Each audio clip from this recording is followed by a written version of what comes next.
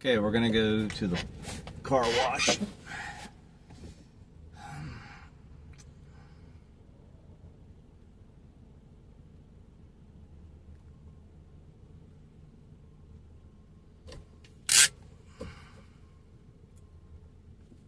We're riding in the Toyota liteace 1997 liteace, and I'm taking it to the car wash.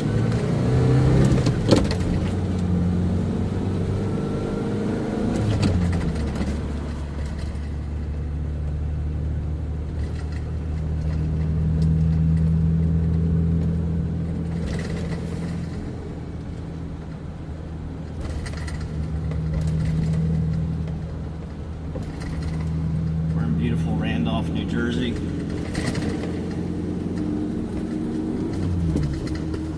A couple things to think about in this car is that it has about 6,000 miles. No air conditioner.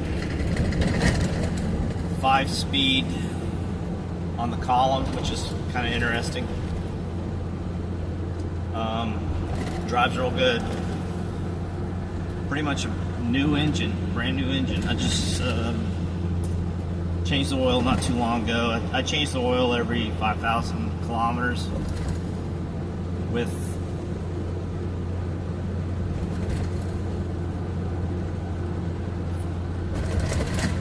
full synthetic oil. Full synthetic oil. I used to use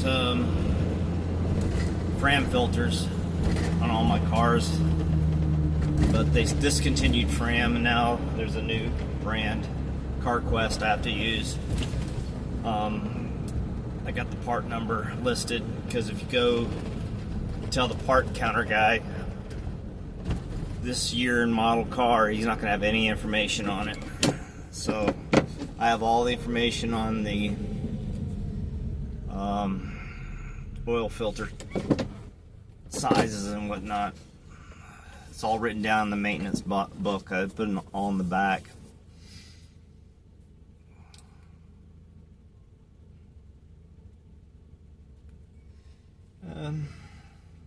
Everything works in this truck. Not in a big hurry to sell it. I'll sell it.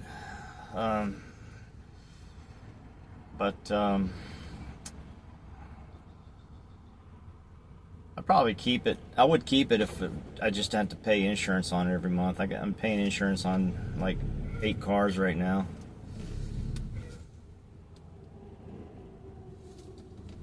Yes, this car, you can insure it, and you can register it, get license plates for it. I got it. I'm not driving this illegal right now. It's a 1.5 liter carbureted engine. K-Series Toyota engine. This is a 5K. They have a 3K, 4K, 5K, and 7K. The higher you go up, the more cc's it is. The 7K is like 1800 cc. Fuel injected, I believe. This is very simple inline 4-cylinder engine, carbureted, built to last. It's a workhorse. There was a couple of cars Toyota made back in the 90s. The Starlet had this engine in it, I believe. And I think for a couple of years the Yaris, or the Starlet, turned into the Yaris. But not very. This 5K engine was not in this country very long, but it is in the Toyota forklifts. They use the same engine in the forklifts on Toyotas. And I think they still have those. I don't know if they still use the 5K engine in it. Probably not. I think they discontinued the 5K engine because it was so damn good that it just didn't break. And that's the way these manufacturers are going, is they change their philosophy, and you know, people with reliable cars don't buy new cars. So even the Toyotas today, they're probably 200,000 mile cars. They make the engine so light and the pistons so thin and the oil so thin, zero weight 20, but the cars just are designed to fail. And I read an article that you probably should use 10 weight 30 oil in your cars. One of the reasons they say they tell people to use 0 20 weight, 0 weight 20 or something like that is because it makes the cars get better mileage because it's less thick. Like, for instance, if they sell a certain Toyota in Japan, they will specify 10 weight 30. But if that same car with the same engine is sold in the United States, they tell the customer to use 0 weight 20 or 0-20 weight, whatever it is, a thinner oil. And they say it's because it gives you a better gas mileage, so it passes EPA crap. But in my opinion, I think it's because it makes the engines last less long.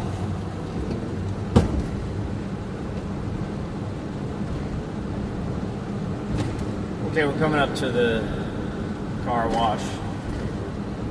I got it in 5th gear, coasting about 80 kilometers an hour.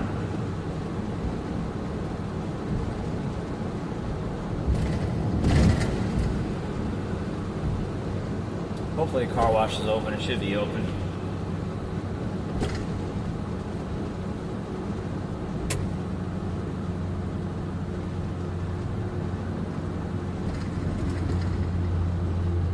So it's kind of crazy what they do. They tell you not to change your oil for 7,000 to 10,000 miles.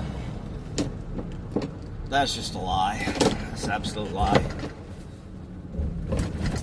You should change your oil 3,000 to 5,000. These smaller engines that you have to rev them up higher, you should change them every 3,000 miles, and that's what I change my little Japanese trucks every 5,000 miles.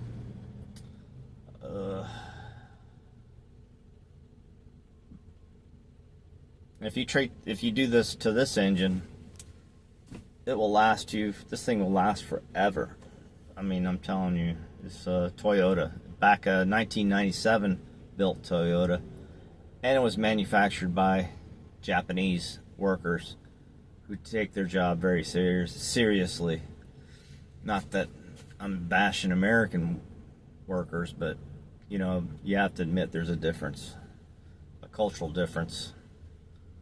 I mean, they make a mistake at work, a lot of these guys go home and commit suicide. You know, they take it very seriously.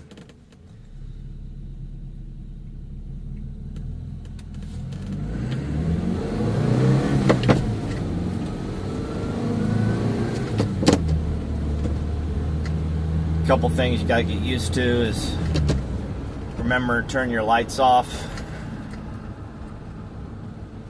If you wake up early in the morning and you drive somewhere and the sun comes up and you park and go work, sometimes you don't see that you leave your lights on, and then you basically run out of battery.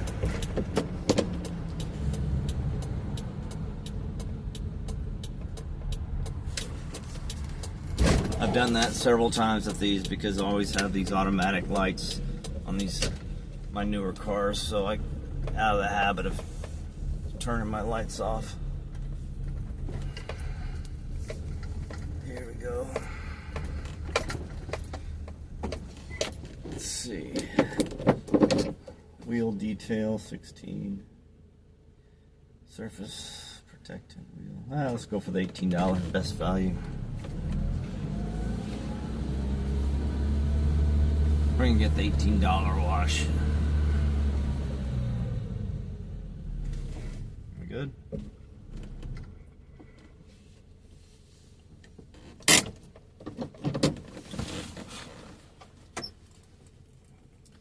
You guys messing with my mirror.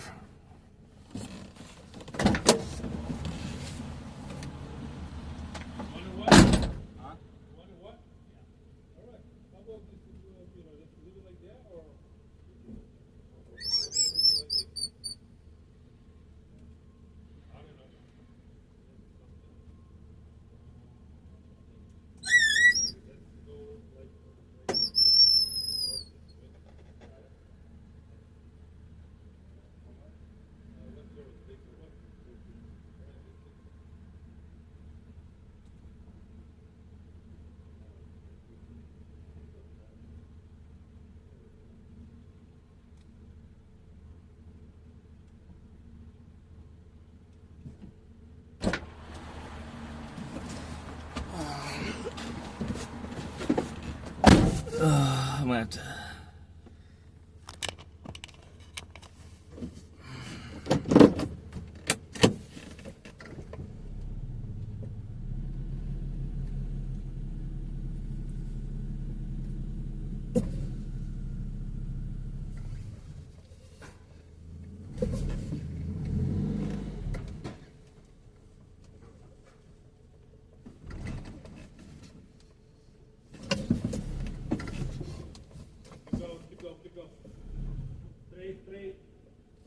Straight. All right, leave it like that. Thank you. Now neutral car, brake off. Okay. Thank you. All right. They're supposed to pre-wash my rims, but this guy did. He's doing it. I guess he didn't do it. Last guy did it.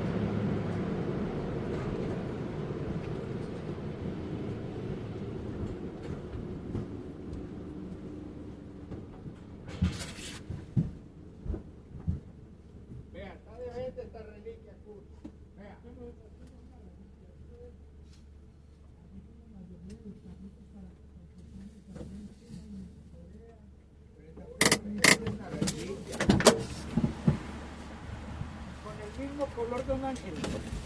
Hello. Ay.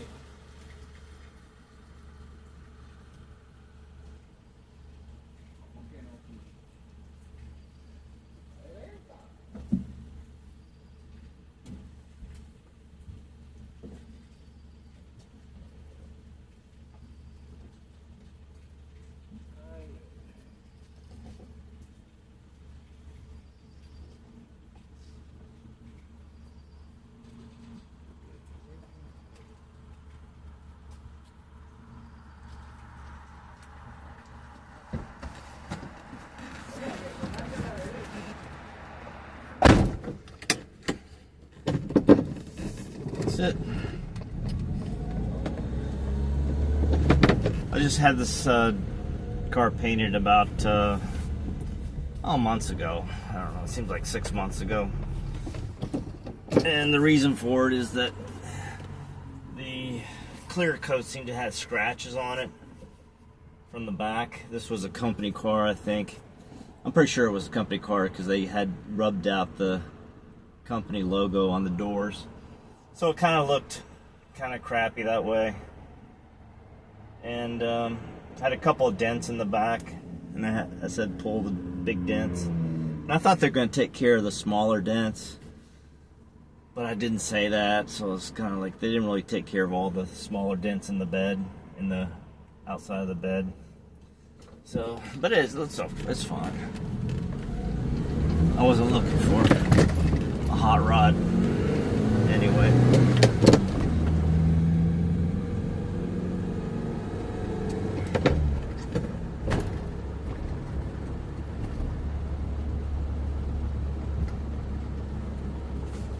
But this is pretty much a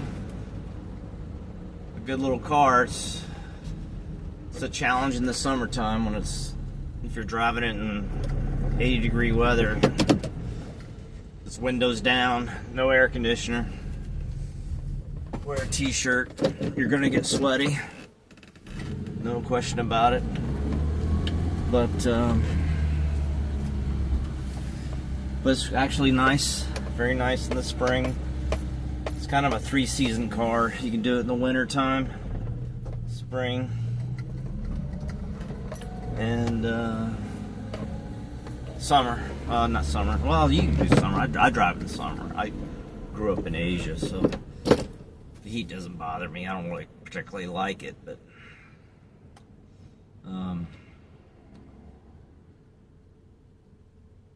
it's a challenge. I was thinking about putting a roof air conditioner on the top, you know, small, tiny roof air conditioner, the smallest you can get on the market. And I looked into it, and you almost need an 80 amp alternator, and I think this is a 40 amp alternator. And I don't know enough about alternators where you can swap out an alternator and just, I don't know. I was trying to find out if I could do that, and but then I think, well, if it doesn't work out, you cut a hole in your roof in a nice car. So I just kind of like, whatever, not gonna do it. Air conditioner's not that important. And it's 2-wheel drive. This is 2-wheel drive. It'd be nice if it was 4-wheel drive, but one thing that's good about this is the simplicity of it all. Really not much can break. The only thing you'll be changing is the oil and brake pads every, I don't know how long these last. How long these brakes last, but if you look at my other videos, there's still a lot of meat left on these brakes. You're not going to be looking for brake pads for many miles. I'd say 60,000 miles more. Which brings up a point which I mentioned in my other video, is that when you get brake pads, you can't go to any auto parts store here or even any Toyota dealership. You have to order them from, there's a couple places in Asia that has them. Fitting Parts in Singapore, and Mega Zip Parts in Japan. I actually have a spare set with this, brake shoes in the back and then brake pads in the front. So if you buy those, I'll give you a pair. You just keep them in a place where you're not going to lose them, and then when you need brake pads, use them. And they're Toyota, original Toyota brake pads.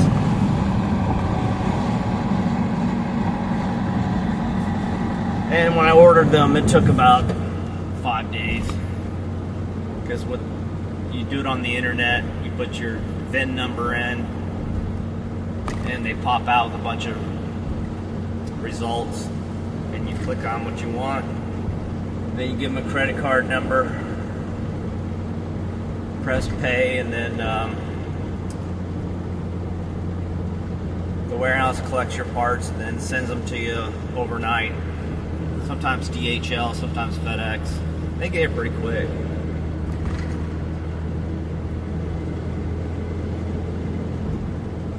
But things like light bulbs, blinker bulbs, you can get at your regular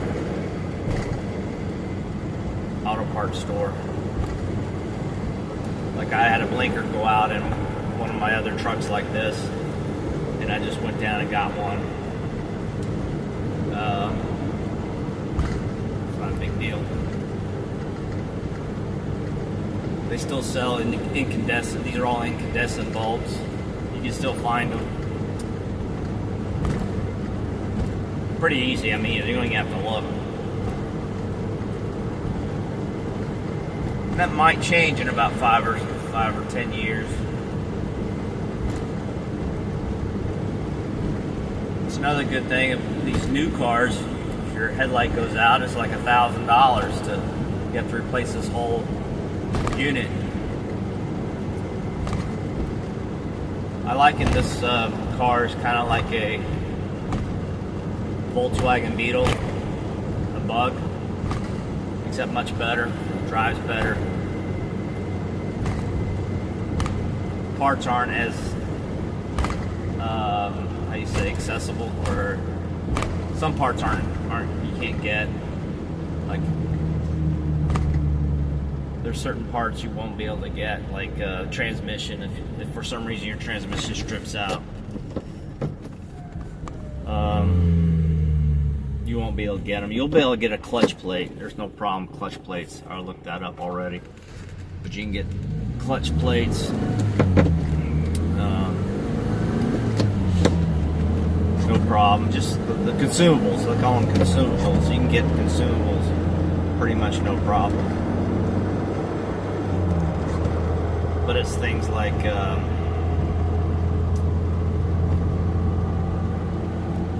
don't know. I was trying to find different rims on another car. I wanted to get factory rims, and they said it's discontinued. I had to get used ones on another site in Japan.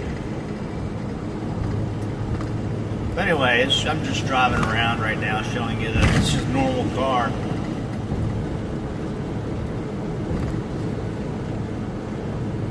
It's not super comfortable. It's not uncomfortable. It's a little bit loud. It's a work truck. It's basically that's what it is, and it's reliable. It's going to start for you every time. And it's not going to cost you a lot of money to keep. And it's handy with the pickup bed, you know.